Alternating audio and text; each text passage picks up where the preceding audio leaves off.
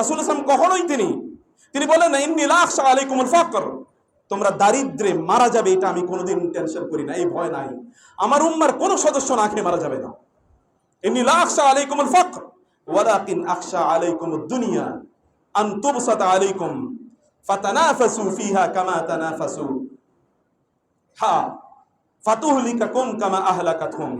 আমি তোমাদের দারিদ্রের ভয় করি না। ভালো করে শুনুন, আমি তোমাদের দারিদ্রের ভয় করি না যে তোমাদের টাকা পয়সা থাকবে না, তোমরা দারিদ্রে না খেয়ে মারা যাবে কোনোদিন আমি টেনশন করি না। Because it is guaranteed by Allah.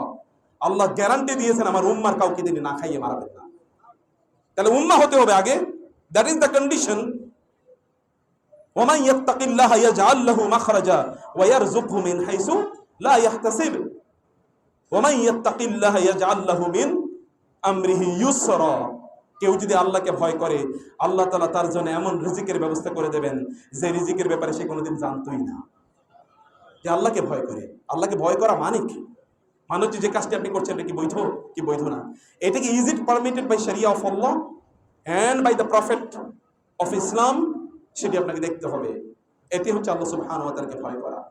Consumerism, অনেক বেশি কেনাকাটা করা, অনেক বেশি কেনাকাটা করা, এটা আমাদেরকে এই কেনাকাটা করা। বাজার পৃথিবীর সবচেয়ে নিকৃষ্ট জায়গা, কিন্তু বাজারে আমাদের অধিকাংশ সময় কাটে, হয় দোকানের কাছে অথবা মার্কেট প্লেসে।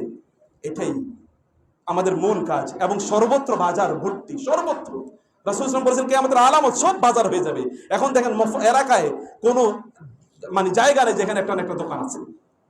বাজার এভরিওয়্যার, বাজার ইজ উইল বি দেয়ার। এবং আমরাও ঘর থেকে নাইমেই দেখি বাজার হতে, আমাদের মাথায় কেবল বাজারই ঢুকে, বাজার ঘুরে আমাদের মাথায়, এর বাইরে কিছু নাই, এর বাইরে কোনো কিছুই চিন্তা আমাদের নাই।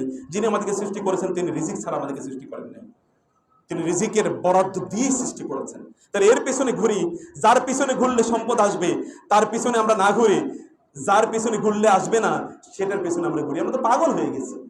সম্পদের মালিক হচ্ছে মালিকাল মুলকি তুতিল মুলকা মান তাশা ওয়া তানজিউল মুলকা মিম্মান তাশা ওয়া তুইজ্জু মান তাশা ওয়া তুযিল্লু মান তাশা বিয়াদিকাল খায়র ইন্নাকা আলা কুল্লি শাইইন কাদির। আল্লাহ হচ্ছেন সম্পদের মালিক, তার পিছনে না ঘুরেই আপনি এত লাফাইলে হবে কি? কত সম্পদের মালিক মুহূর্তের মধ্যে ফকির হয়ে গেছে, দেখেন না? চোখ মেললেই দেখতে পাবেন। চোখ থাকতে হবে, that is actually the issue. চোখ না থাকলে তো দেখবেন না। তাহলে যা আপনাকে স্থায়িত্ব দিতে পারে না সেটার পিছনে আপনি ঘোরেন কেন?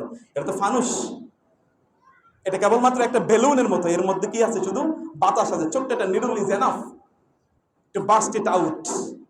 একটা নিডল যদি এর মধ্যে ঢুকিয়ে দেওয়া হয় বেলুনের মধ্যে, বেলুন পর্যন্ত একটা নিডল, এর ভিতরে থাকে কি অনেক মোটা দেখা যায়, ভিতরে আছে শুধু বাতাস। একটু নিডল দিয়ে দেখেন এটা শেষ।